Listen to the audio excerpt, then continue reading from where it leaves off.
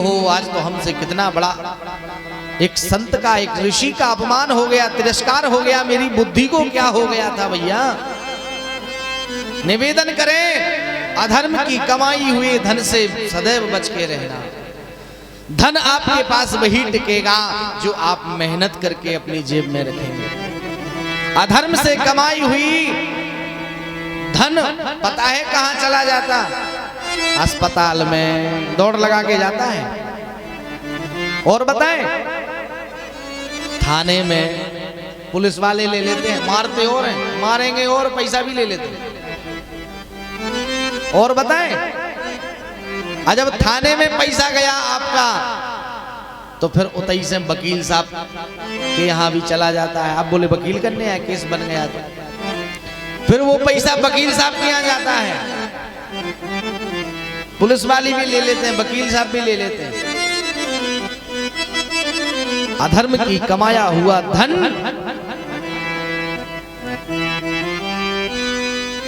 आपके पास नहीं टिकेगा, वह चला जाएगा अस्पताल में। शरीर को पीड़ा होगी वो अलग, वाद विवाद हो जाएगा, पुलिस में चले जाएगा, पुलिस वाले पैसा ले जाएंगे, वकील ले जाएंगे। इसलिए निवेदन करें, मेहनत का ही कमाइए। 2 रोटी कम खाओ, नमक से खा लो, सूखी खा लो, लेकिन मेहनत से कमा के खाइए। टिकेगा तो वही जो आपकी मेहनत का होगा। जितनी ईमानदारी से आपने मेहनत करके उस धन का संग्रह किया होगा, वही धन आपके पास टिकेगा। और ज्यादा निवेदन करें तो धन तभी टिकता है, धन शुद्ध तभी होता है जब हम अपने धन को धर्म में लगा दें। जितनी हमारी इनकम है, उस इनकम का दशांश यानी 10% प्रत्येक व्यक्ति को दान करना चाहिए, धर्म में लगाना चाहिए। और यदि आप धर्म में नहीं लगाते हैं तो फिर वही धन, शरीर रोगी हो जाएगा, डॉक्टर के यहाँ पड़े जाओगे, पैर टूट जाएगा, हाथ टूट जाएगा, लकवा लग जाएगा, पड़े रहोगे ऐसे हाथ की। फिर वो धन कहाँ जाएगा? डॉक्टर के यहाँ। तो भैया इससे अच्छा है ठाकुर जी की सेवा में लगा दो, है ऐसी भगवान की कथा करवा दो। हमारे वर्मा परिवार को कितनी अच्छी सद्बुद्धि भगवान ठाकुर जी किलाधीश सरकार ने दी कि इन्होंने अपनी पुण्य लक्ष्मी का उपयोग भगवान की ठाकुर जी की सेवा में दी। अपनी धन लक्ष्मी का उपयोग भगवान की सेवा में किया, और उसका प्रतिफल यह है कि आप और हम सभी को भगवान की कथा सुनने का लाभ मिल रहा है। जैसे एक जगह पानी, पोखरी में पानी होता है पुखज्जा में, और वो पुखज्जा में पानी भरो तो उनमें ना तो तुम पी सकत, ना उसे स्नान करने का मन करेगा, क्योंकि वो तो तनक स्थिर है, एक जगह रुका हुआ है, तो वो पानी अशुद्ध है। अब वही पानी प्रवाहित हो रहा है तालाब में, नदी में, तो वो स्वच्छ जल है, उसको पीने का मन करेगा। यानी जो प्रवाहित हो रहा है वो शुद्ध है। अपने आप के पास जो धन है उसको थोड़ा थोड़ा करके निकाल करके धर्म में लगाते जाओ, ठाकुर जी की सेवा में लगाते जाओ, संत ब्राह्मणों की सेवा में लगाते जाओ, तो आपका धन शुद्ध बना रहेगा। और यदि धन को उपयोग नहीं करोगे, सेवा में नहीं लगाओगे, धर्म में नहीं लगाओगे, हम कहते हैं तुमको धर्म में नहीं लगाना, तुम नास्तिक प्रवृत्ति को हो बने रहो। अरे धर्म से तुमको कथा से गिलानी है, ठाकुर जी से घृणा है, मत लगाओ। जिस व्यक्ति, जैसे आपको भगवान ने सक्षम बनाया और किसी व्यक्ति को भगवान ने सक्षम नहीं बनाया। हमने ऐसे भी लोग देखे हैं जिनके घरों में 2-2 दिन चूल्हे नहीं जलते, जिनके घरों में एक ही समय भोजन बनता है। तो अपनी झोली में से एक मुट्ठी निकाल के उस भाई की झोली में डाल दो, उसके घर का भी चूल्हा तुम जला दो, तुम्हारे घर का दीपक अपने आप जल जाएगा। यहां से मैं गारंटी लेता हूं व्यासपीठ से बैठ करके। तन से, मन से और धन से 3 प्रकार की सेवा होती है। तन यानी शरीर से, है, मन यानी तन पवित्र सेवा किए, धन पवित्र कर दान। अब बोले मन पवित्र कैसे होगा? अभी कुछ भगत लोग हमारे पास सुबह आए, बोले महाराज हम तो तन मन धन से सेवा कर, तन मन धन से लगे हैं आपके पास, हमें दिखाई कहीं नहीं दिया कि तन मन धन से कैसे लगे हैं। तन पवित्र सेवा किए धन पवित्र कर दान, मन पवित्र हरि भजन ते हो त्रिविध कल्याण। मन को पवित्र करना है तो भगवान के भजन से होगा, धन को पवित्र करना है तो दान से होगा, और तन को यदि पवित्र करना है तो भगवान इस शरीर से सेवा करनी पड़ेगी, सेवा से पवित्र होगा। माता पिता की सेवा कर लो, गुरु की सेवा कर लो, आचार्य की सेवा कर लो, और कहूं सेवा ना मिले तो मंदिर में चले जाओ, वहां झाड़ू लगाओ रोज। इंदौर में एक माता जी थी, जब हम बचपन में पढ़ते थे, छोटा सा था मैं तब हमारे आश्रम में वो माता जी झाड़ू लगाने के लिए आती थी। हम बता रहे हैं आपको, सेवा का फल बता रहे हैं कि सेवा का फल क्या होता है।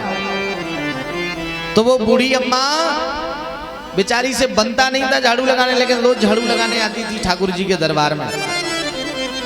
रोज झाड़ू लगाती, सुबह आ जाती 5 बजे और शाम को फिर आ जाती 4 बजे। 4 बजे पट खुलते हैं भगवान के, 4 बजे से पहले ही आ जाती, झाड़ू लगाती, पोंछा लगाती, चली जाती। किसी से कोई लेना देना नहीं, केवल झाड़ू लगाने का काम। अब उस समय हम बचपन में छोटे थे तो समझते नहीं थे। अब वो अम्मा इतनी गरीब थी भैया, कि उसकी घर पक्का मकान नहीं था, झोपड़ी बनी हुई थी। वो झोपड़ी में जब बारिश होती थी सावन भादों के महीना में, तो 10 जगह से वो टप टप टप टप करके पानी टपकता था। बड़ी गरीब थी, एक समय ही भोजन बनता था उसके यहाँ, इतनी गरीब थी। हम कभी उसको, हम लोगों को दया आ जाती, ब्राह्मण पुजारी जी जो रहते थे ना, वो खूब सारे उसको भाई प्रसाद खूब आता था, लड्डू दे देते, लो भैया लड्डू ले जाओ, बर्फी ले जाओ, फल ले जाओ, प्रसाद ले जाओ ठाकुर जी का। कम से कम इस बहाने प्रसाद से आपका पेट तो भर जाएगा, बच्चों को खिला देना प्रसाद। लेकिन वो धन्य है अम्मा, प्रसाद भी नहीं लेती थी। बोले नहीं पंडित जी, इतना सा प्रसाद दे दो, जितना प्रसाद आप मेरे इसमें अंजलि में आ जाए उतना ही प्रसाद दो। न जाने भाई इतना सारा प्रसाद बोले हम क्यों ले जाएं, न जाने ये प्रसाद कितनों के हम जैसी अम्मा और भी आ जाए तो दूसरों के प्रसाद हम क्यों पाएं, हमको तो थोड़ा सा ही दे दो, सबको थोड़ा थोड़ा बांट देना। तो वो जबरदस्ती भी नहीं प्रसाद ले जाती थी, उतना ही ले जाती थी जितना था। अब हमारी जब अध्ययन पूरा हो गया, गुरुकुल से निकल गए, एक दिन की बात है कि वही अम्मा जी से मुलाकात हुई, संयोग बस वही माता जी से मुलाकात हुई। तो माता जी ने बताया, बोले महाराज अब तो आप छोटे से बच्चे थे उस समय, अब बहुत बड़े हो गए, हमारे घर निमंत्रण के लिए पधारना। में निमंत्रण माता जी हाँ, बोले अभी भी मैं हनुमान जी मंदिर में जो है राम जी के मंदिर में झाड़ू लगाने जाती हूँ, और जब मैं उनके घर गया तो वो घर देख करके हमारी तो आंखें चकपका गई। इतना आलीशान मकान 3 मंजिल बना हुआ है साहब, ट्रक के ट्रक ट्रांसपोर्ट का काम चल रहा है, गाड़ी बसें घोड़ा गाड़ी ट्रक चल रहे हैं, ट्रांसपोर्ट चल रहा है। हम नहीं माता जी आप ही हैं? वो बोले हम नहीं, हमें तो विश्वास नहीं हो रहा है। बोले नहीं भैया वो हम ही हैं। तब उन्होंने बताया, बोले भैया, भैया करके बोलती थी हम, बोली भैया हमने जीवन पर्यंत भगवान के दरबार में झाड़ू लगाई, सो भगवान ने हमारे जीवन का सारा कचरा हमारी झाड़ू लगा दी, हमारे जीवन की झाड़ू लगा दी। जितना जो कचरा था, दारिद्र था, उस दारिद्र को भगवान ने नष्ट कर दिया। हमने कैसे हैं? बोले हम जो है पहले तो मंदिर जाती थी वो झाड़ू लगाने, फिर मंदिर से झाड़ू वाड़ू लगा के पोंछा करके फिर एक सेठ के ते जाती थी 8 बजे, एक सेठ जी के यहाँ जाती थी। वो सेठ जी बहुत बड़े वो थे, तो उसके यहाँ जाती थी वो झाड़ू पोंछा करने के लिए। संयोग बस उसके यहाँ वो सरकार का छापा पड़ गया उस दिन, और उसके यहाँ नोट रखे थे बहुत सारे, धन दौलत पैसा रखे थे। उस सेठ ने कहा कि माता मैया एक काम करो, हमारे यहाँ वो अधिकारी आने वाले हैं इनकम टैक्स वाले, एक काम करो जो नोट रखे तुम ले जाओ।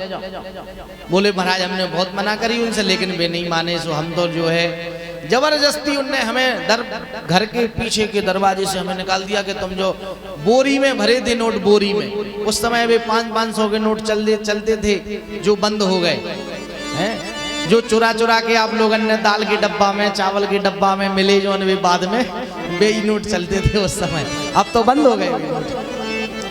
तो बोले वो वाली बोरी भर के, उनने गड्डी की गड्डी बोरी भर के हमें दे दी, हम लेते आए। अब बोले महाराज ये सब उन्हीं भगवान की कृपा है, और सब जो मकान बन गया, गाड़ी घोड़ा चल रहा है, कहने का मतलब कि राम जी के दरबार जे हमने झाड़ू लगाई, सो राम जी ने हमारे जीवन की झाड़ू लगा दी, जीवन का सारा दारिद्र्य हमारा नष्ट कर दिया। कहने का मतलब ये है कि सेवा का प्रतिफल ये होता है, जब सेवा करोगे तो भगवान एक दिन आप पर भी कृपा करेंगे। धन का दान अवश्य करना चाहिए, जिससे धन शुद्ध बना रहे। परीक्षित जी ने जब वो मुकुट रखा है तो बुद्धि शुद्ध हुई। समीक ऋषि ने बुलाया है, बोले भैया ऋषि कुमार जाओ, परीक्षित जी को जो है जाकर के संदेश दे दो कि आज से 7वें दिन तुम्हारी मृत्यु हो जाएगी, अपनी मुक्ति का उपाय कर लो, क्योंकि तुम्हारे पास केवल 7 दिन बचे हैं। 7 दिन के 8वां दिन नहीं है, 7 ही दिन है। चाहे रविवार से गिन लो, चाहे शनिवार से गिन लो, चाहे मंगल से सोम तक गिन लो, चाहे बुध से मंगल गिन लो, है 7 ही दिन। और हमारे आपके पास भी 7 ही दिन है। आप क्या सोच रहे हैं कि हमें ज्यादा दिए? हमें और आपको भी 7 ही दिन दिए भगवान ने, सबको 7 दिन दिए। ऋषि कुमार, छोटे छोटे ऋषि कुमार सूचना लेकर के परीक्षित जी के महल में गए। बोले महाराज आप अपनी मुक्ति का कोई उपाय खोज लीजिए। क्या खोजना है? क्या हो गया? बोले महाराज आप जो शमीक महाराज के गले में जो मला हुआ सर्प डाल के आए थे, उससे नाराज होकर के उनके पुत्र श्रृंगी महाराज ने आपको जो है श्राप दे दी कि आज से 7वें दिन। ओहो, जैसे ही परीक्षित जी ने सुना, सो भैया परीक्षित जी ने जैसे ही सुना कि आज से 7वें दिन हमें मर जाने, जो परीक्षित जी नाचने लगे, नृत्य करने लगे सब। सोचो हमें और तुम्हें पता चल जाए, कोनो डॉक्टर कह देवे कि तुम्हें 3 ही दिन जीने, कोनो डॉक्टर भूल बस कह देवे कि अम्मा तुम्हें 3 ही दिन की और बची, 3 दिन बाद जय श्री राम हो जाएगी, तो तुरंत बीपी हाई हो जाएगा, पसीना पसीना आ जाएगा, चिंता हो जाएगी। लेकिन परीक्षित महाराज ने जैसे ही सुना, सो परीक्षित महाराज खुशी से नाचने लगे। किसी ने पूछा महाराज मृत्यु से हर व्यक्ति को डर लगता है, आप नाच रहे हो, खुशी मना रहे, किस बात की खुशी है? परीक्षित महाराज बड़ा सुंदर जवाब देते हैं। परीक्षित महाराज कहते हैं धन्य है वह परमात्मा और धन्य है वह ऋषि कुमार जिन्होंने मुझे श्राप दिया। परीक्षित जी महाराज पूछने वाले से कहते हैं कि तुम हमसे पूछ रहे कि क्यों खुश हो, हम तुमसे पूछते हैं क्या तुमको पता है कि आपकी मृत्यु कब हो जाए? क्या जीवन का भरोसा है? अभी तो अच्छे खासे बैठे बोल रहे, सुन रहे, हंस रहे, एक पल मात्र का भरोसा नहीं है। अरे धन्य है वह परमात्मा, बड़ी हम पे भगवान ने कृपा करी, कम से कम हमें 7 दिन तो दिए। कितने दिन दिए? 7 दिन दिए। परीक्षित जी कहते हैं भगवान की इतनी कृपा बहुत है, कम से कम हमें 7 दिन तो दिए, हम 7 दिन में अपनी तैयारी कर लेंगे। भाई यहाँ से वहाँ की यात्रा करना है, अब यहाँ से वहाँ की यात्रा करने के लिए कम से कम हमें भगवान ने 7 दिन तो दे दे, 7 दिन में हम अपनी तैयारी कर लेंगे। नाचने लगे अपने महल में परीक्षित जी। अपना सारा राजपाट जो है जन्मेजय पुत्र को दे दिया, उत्तराधिकारी घोषित कर दिया और निकल पड़े। ऋषि कुमार बड़ी सुंदर बात कहते हैं परीक्षित जी से, महाराज आपके पास केवल और केवल 7 दिन बचे हैं और इन्हीं 7 दिनों में आपको अपनी मुक्ति खोजना है, खोज लो। अरे मुक्ति का कोई तू जतन कर ले, मुक्ति का कोई तू जतन कर ले रे, रोज थोड़ा थोड़ा हरि का भजन कर ले, रोज थोड़ा थोड़ा हरि का भजन कर ले, रोज थोड़ा थोड़ा हरि का भजन कर ले।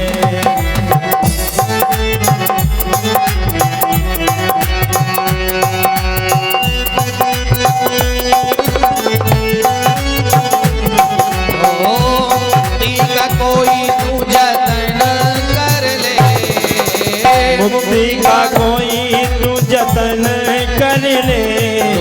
थोड़ा थोड़ा हरि का भजन कर ले, रोज थोड़ा थोड़ा हरि का भजन कर ले।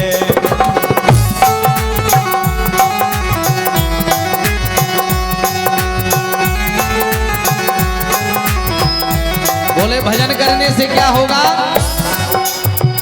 भक्ति करेगा तो बड़ा ही सुख पाएगा, भक्ति करेगा तो बड़ा ही सुख पाएगा।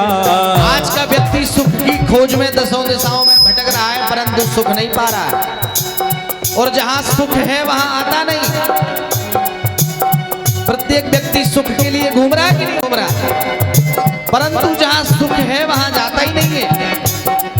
सुख कहां है? जो आनंद सिंधु सुख राशि, हमारे राम राजा सरकार सुख आनंद के सुख के समुद्र हैं साहब। और भगवान के पास व्यक्ति आता नहीं है, यहाँ बैठता नहीं है। अध्यात्म में ही सुख है, बाकी कुछ कहीं नहीं है। भक्ति करेगा तो बड़ा ही सुख पाएगा, भक्ति करेगा तो बड़ा ही सुख पाएगा। भक्ति से आत्मा का मैल छूट जाएगा, भक्ति से आत्मा का मैल छूट जाएगा। ओ आत्मा के साथ साथ मन कर ले, आत्मा के साथ साथ मन कर ले। रोज थोड़ा थोड़ा हरि का भजन कर ले, रोज थोड़ा थोड़ा हरि का भजन कर ले। रोज थोड़ा थोड़ा।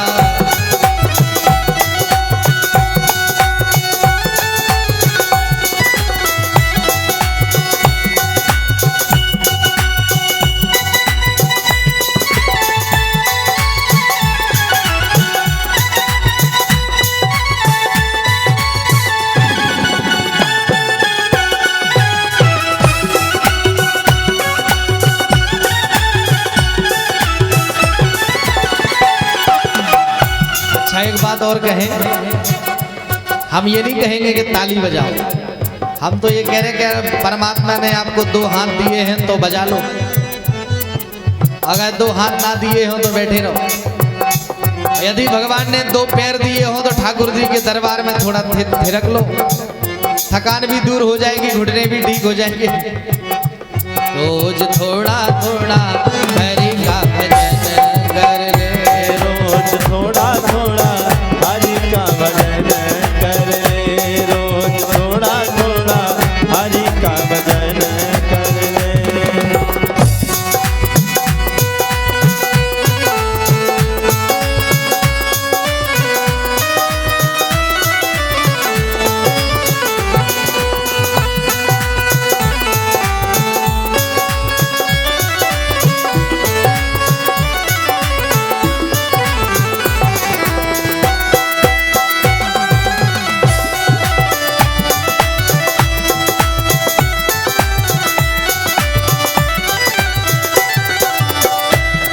आगे क्या सुंदर बात कही है, संगत कर अच्छे लोगों की, संगत कर अच्छे लोगों की, संगत कर अच्छे लोगों की, संगत कर अच्छे लोगों की।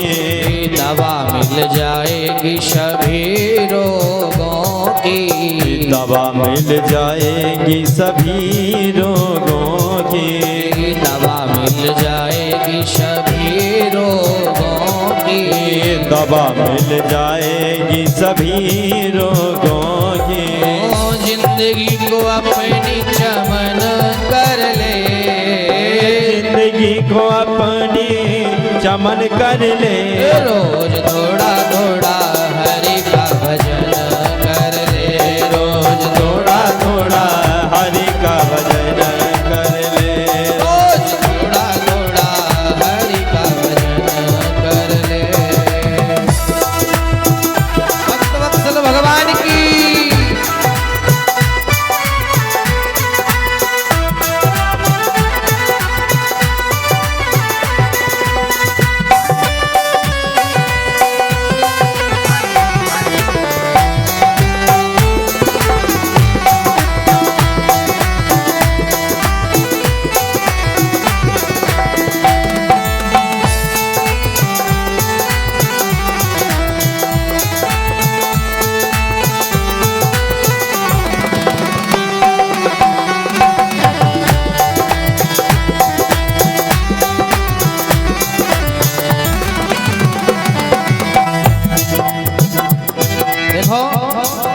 ये जो कथा चल रही है और ये भजन जो सुन रहे हैं ना आप, इसको आप बाद में भी सुन सकते हैं अपने मोबाइल में। यूट्यूब पर आप सर्च करेंगे, राघव कृपा प्रसाद नाम से हमारा चैनल है, उस पर जाकर के आप सर्च करेंगे, उसको सब्सक्राइब भी कीजिए और इस भजन को भी सुन सकते हैं और भगवान की कथा को भी सुन सकते हैं बाद में।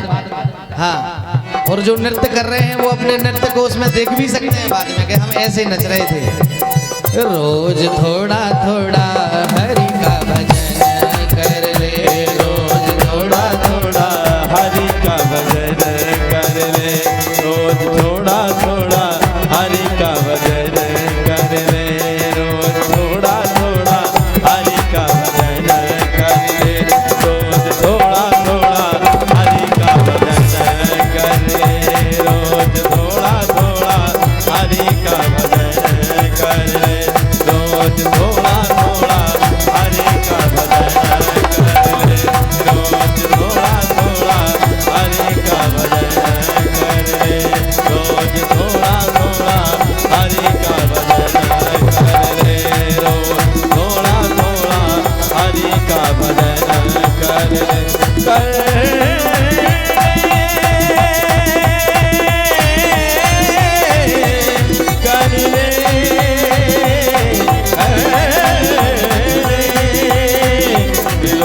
थोड़ा थोड़ा हरि का भजन कर ले, रोज थोड़ा थोड़ा हरि का भजन कर ले, रोज थोड़ा थोड़ा हरि का भजन कर ले, रोज थोड़ा थोड़ा हरि का भजन कर ले। बोलो किलाधीश सरकार की। अरे ये बहुत कंजूस है वो जजमान तुम्हारे पृथ्वीपुर के, काओ प्रवेश महाराज है इतने कंजूस जजमान। अरे राम राम राम, हम तो सुनी थी कि पृथ्वीपुर के श्रोता जयकारा लगाते हैं तो निवाड़ी में सुनाई पड़ती है, और हमारा तो हम गलत सुना दी किसी ने हमसे। बोलो राम राजा सरकार की। कम से कम निवाड़ी तक न जाए तो हम कहते ही आपके पृथ्वीपुर में आवाज पहुंच जाए। हम ये कथा का रिकॉर्डिंग है चल रही, इस हम बाद में देखेंगे कौन किसने ताली बजाई किसने नहीं बजाई, को मुंह लटका के बैठो तो हाँ सब हम बाद में अपने कमरे में जाकर के दिन में सब देखते हैं दिन भर कि कौन ध्यान से कथा सुनी किसने नहीं सुनी। हाँ, इसलिए किसने जयकारा लगाई किसने नहीं लगाई रिकॉर्ड हो गई इसमें। परीक्षित जी महाराज अपनी मुक्ति की खोज में निकल पड़े हैं, महलों को द्वारों को दरवाजों को छोड़ करके। मेरी मुक्ति का साधन क्या है? इस श्राप जो लगी है दिया है, नाना प्रकार में आग की तरह खबर फैल गई कि परीक्षित जी को ऐसा श्राप हो गया ऐसा। और वास्तव में व्यक्ति को अपनी मुक्ति का साधन खोज में प्रत्येक दिन खोजना चाहिए। हम कहते हैं सब छूट जाए पर भगवान का भजन न छूट। भैया थोड़ा हमारा साउंड कर दो ठीक है, हमें बहुत जोर दे के बोलना पड़ रहा है। हाँ, श्रोताओं की भी तारीफ सुनी थी हमने और साउंड वाले भैया की भी तारीफ सुनी थी अच्छी, लेकिन दोनों ही खरे नहीं उतर पाए। परीक्षित जी महाराज निकल पड़ते हैं गंगा किनारे। हजारों ऋषि अमलात्मा विमलात्मा बैठे हैं, सभी बैठे हैं कि इस जिसकी मृत्यु आज से 7वें दिवस में हो उसे क्या करना चाहिए।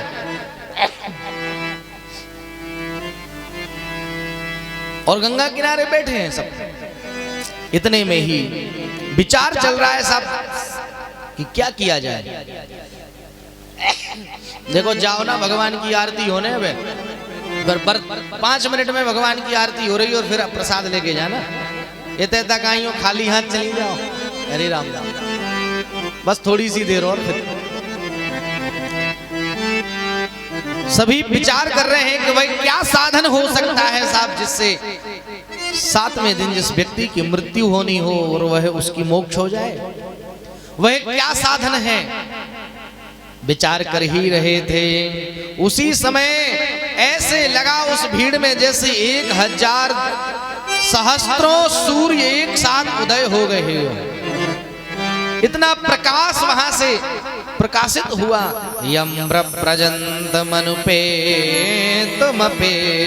कृत्यम द्वैपायनो विरह कातरया जुहाव पुत्रेति तन्मयतया तरवोभिनेदुस्तम सर्वभूत हृदयं मुनिमानतोस्मि।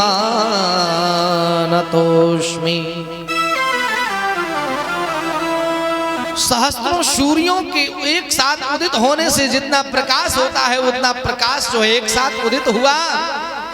सभी ने पीछे जाकर के देखा तो कुछ दिखाई नहीं दे रहा है, लेकिन वो प्रकाश चला आ रहा है। देखा, चलते चलते जब पास आए तो पता चला कि ये तो परमहंस परिव्राजकाचार्य अनंत शमलंकृत श्री सुखदेव जी महाराज का पदार्पण उस सभा में हुआ। जैसे सुखदेव जी का पदार्पण हुआ, सभी संत महात्मा खड़े हो गए उनके स्वागत में। सुखदेव जी महाराज ने अपना आसन ग्रहण किया और ग्रहण करते से ही तुरंत जो है परीक्षित ने बिना देर किए परीक्षित ने उनके चरणों में अपनी समस्या का देश रख दिया। महाराज, समस्या ये है कि जिस व्यक्ति की आज से 7वें दिवस 7वें दिन मृत्यु हो जाए, उस व्यक्ति को क्या उपाय करना चाहिए, उसका साधन क्या है, मुक्ति का साधन क्या है।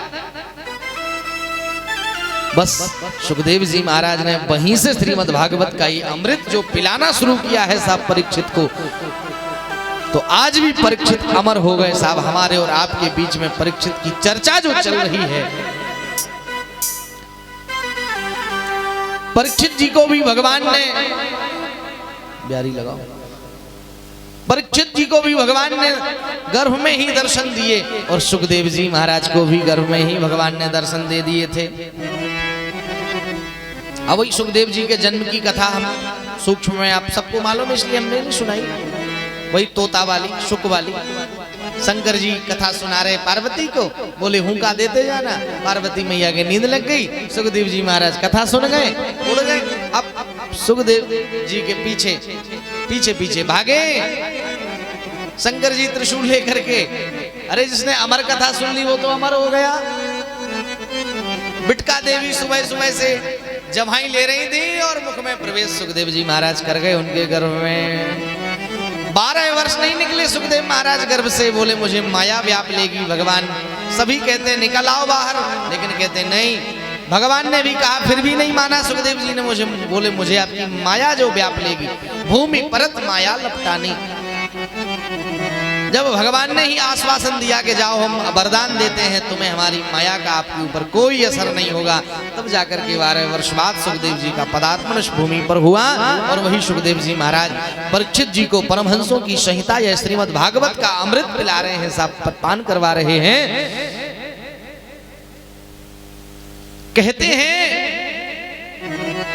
कि ये ऐसा अमृतत्व है जिसको पीने से मुक्ति से अभयत्व प्राप्त हो जाता है।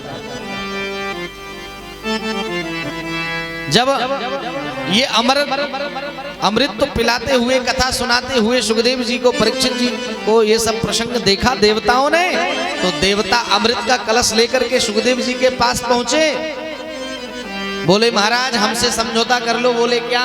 बोले एक काम करो, हमारे पास अमृत है तो एक काम करो, जो अमृत पिला दो परीक्षित जी को, जिससे परीक्षित जी अमर हो जाएंगे। अमृत पिला दो परीक्षित को और उसके बदले में हमें अपनी जा भागवत की कथा है, ये जो भागवतामृत है ये हमें दे दो। सुखदेव जी ने मना कर दिया। बोले बारे देवता ठगिया हो, तुम तो बड़े ठग हो, हम उनको ठगने आ गए। क्वा काचा क्वा मड़न महान। अरे कांच का एक साधारण टुकड़ा और कहां ये बड़ी बड़ी हीरे मोती की खदान। श्रीमद् भागवत की कथा, इसके बदले में तुम ये अरे ये जो अमृत है ये तो अमर कर देता है, फिर भी मन में तुम्हारे देवताओं को चिंता बनी रहती है क्षीणे पुण्य मर्त लोके विशंति, जब तक पुण्य कर्म है उनका भजन है तभी तक सीट रिजर्व है होते वैकुंठ में, और जिस दिन वो पुण्य खत्म हुआ सुन्याचे पटक दे। लेकिन जिन्होंने भगवान की कथा ये भागवतामृत जिन्होंने पी लिया, फिर उनको नीचे नहीं आना पड़ता साहब, फिर तो वो भगवान की चरण सन्निधि में हमेशा हमेशा के लिए वो सीट रिजर्व हो जाती है। बोलो राधे राधे। तो ये श्रीमद् भागवत की कथामृत सुखदेव जी पान करवा रहे हैं परीक्षित जी को। अखंड आसन जमा करके परीक्षित जी महाराज बैठे हैं, बड़े बड़े संत योगी तपस्वी बैठे हैं और उनको श्रीमद् भागवत की कथा श्रवण करवा रहे हैं, भगवान के चरितामृतों को श्रवण करवा रहे हैं। परीक्षित जी ने 6 प्रश्न रखे हैं। देखो हमारे बीच में भी जब भी कोई संत महात्मा आवे ना, देखो परीक्षित जी ने बिना देर किए, बिना एक क्षण भी नहीं लगाया, देर नहीं की, समय व्यर्थ नहीं गमाया और सुखदेव जी के चरणों में एक ही प्रार्थना रख दी। बोले गुरुदेव आप तो हमें केवल ये बताइए कि मृत्यु सप्तम दिवस में जितकी मृत्यु हो, मुक्ति का साधन क्या है, क्या है वो उपाय जिससे कल्याण हो जाए। हमें और आपको कोई बाबा जी मिल जाए, ब्राह्मण मिल जाए, साधु बाबा मिल जाए, गुरुजी मिल जाए, गुरुजी के पास भी जाओ, पहले घर परिवार की चर्चा पहले करते हैं। महाराज मोड़ी को ब्याह नहीं हो रहा, लड़का के आते हैं लेकिन चले जाते हैं, बहुत दिन से सोचें गाड़ी की लेकिन वो गाड़ी नहीं आ पा रही, ऐसा आशीर्वाद दे दो कि हमारे घरे 4 पहिया गाड़ी आ जाए। मकान नहीं बन पा रहा है, मकान बन जाए। यानी सांसारिक प्रपंचों की चर्चा हम गुरुदेव से करते हैं, लेकिन गुरु से चर्चा करना क्या चाहिए। गुरुदेव भगवान, अभी तो भगवान का भजन 1 माला बनता है, 10 माला कब बने, कैसे बने, वो हमें साधन बता दीजिएगा।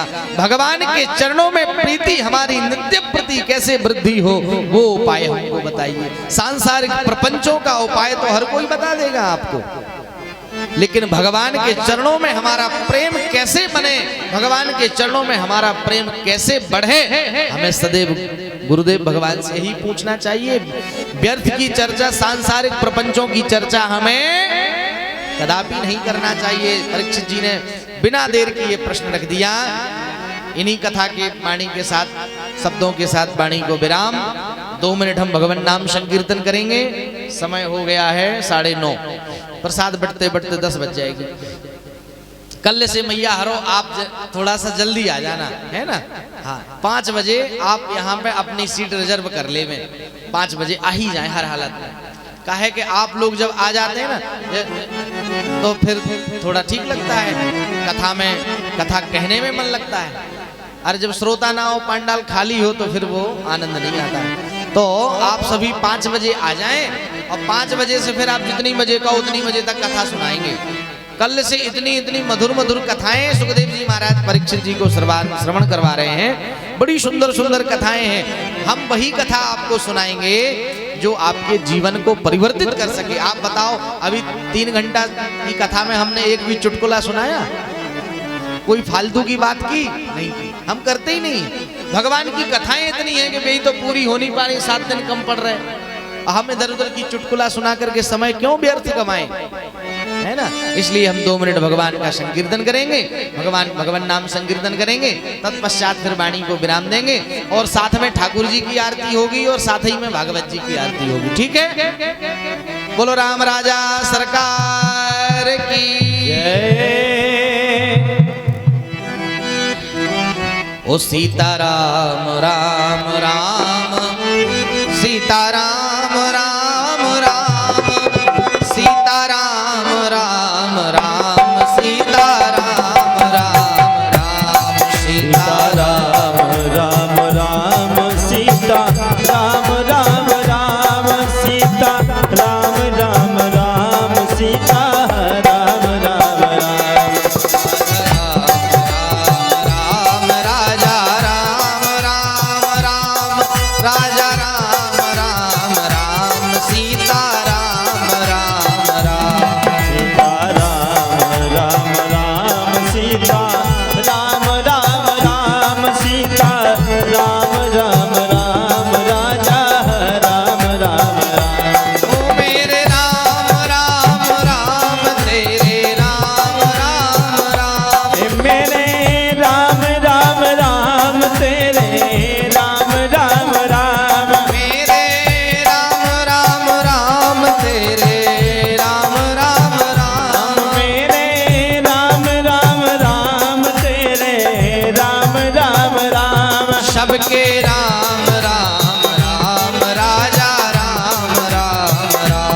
सबके राम राम राम राजा राम राम राम सीता राम राम राम सीता राम राम राम सीता राम राम राम सीता राम राम राम। ताली बजाते हुए प्रेम से बोलिए जय हो भक्त वत्सल भगवान की।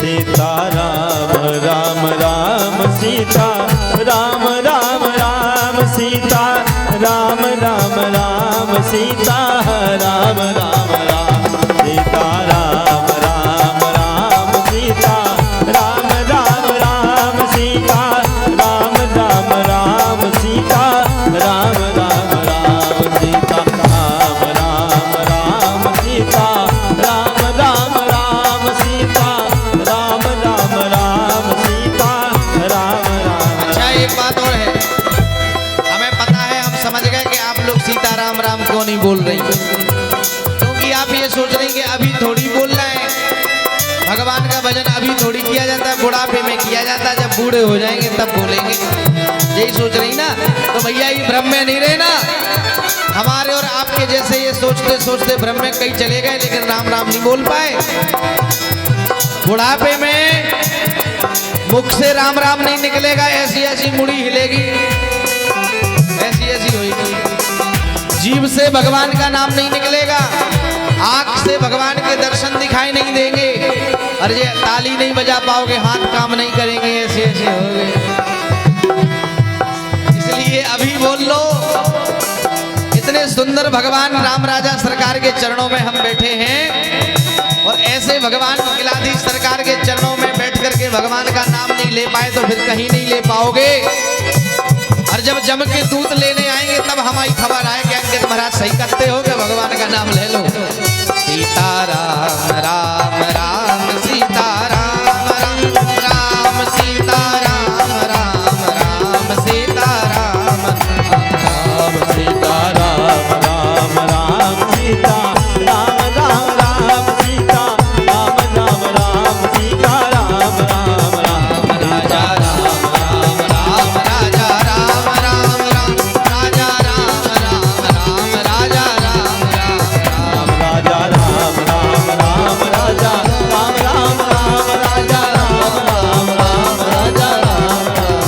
ओ मेरे राम राम राम तेरे राम राम राम मेरे राम राम राम तेरे राम राम राम मेरे राम राम राम तेरे राम राम राम। मेरे राम राम राम तेरे राम राम राम। अच्छा बताओ किस किस के हैं राम जी? किस किस के राम जी किस किस के हैं? सबके हैं। अरे बात फिर बोलते क्यों नहीं हो? ओ मेरे राम राम राम तेरे राम राम राम मेरे राम राम राम तेरे राम राम राम। सबके राम राम राम राजा राम राम राम। सबके राम राम राम राजा राम राम राम। सीता राम राम सीता राम राम सीता राम राम राम सीता राम राम राम सीता राम राम राम सीता राम राम राम सीता राम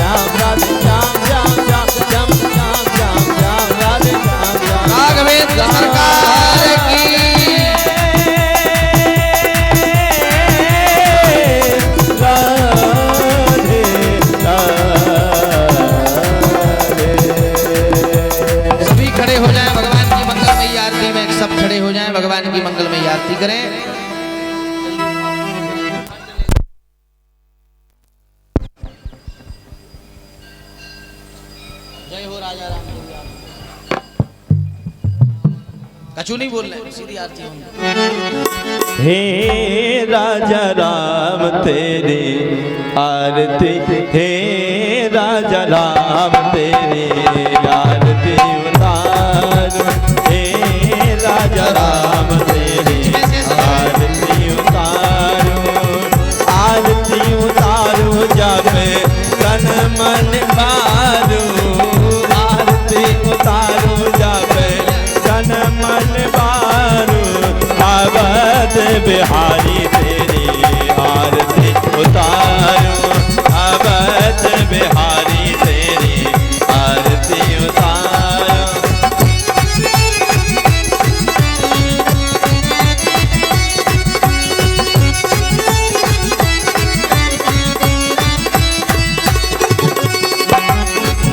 एक कनक सिंहासन राजत जोड़ी, एक कनक सिंहासन राजत जोड़ी, दशरथ नंदन जनक किशोरी, दशरथ नंदन जनक किशोरी, हरियोगन छवि सदा निहारो, हे राजा राम तेरी आरती उतारो, अवध बिहारी तेरी आरती उतारो।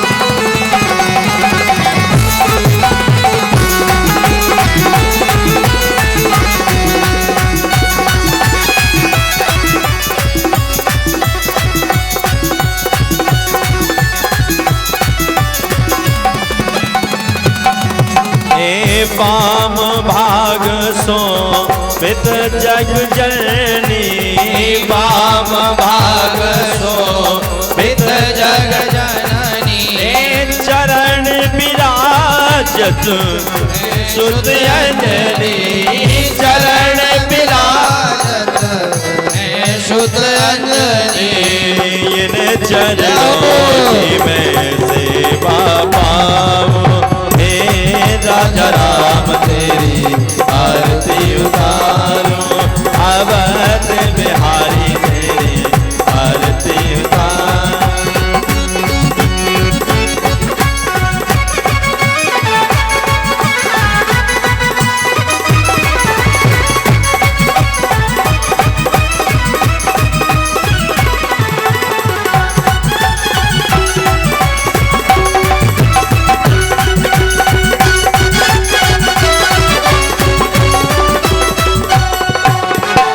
आरती हनुमत के मन भावे, आरती हनुमत के मन भावे, राम कथा नित शिव जी गावे, राम कथा नित शिव जी गावे, में सुन सुन निज जन्म सवारो,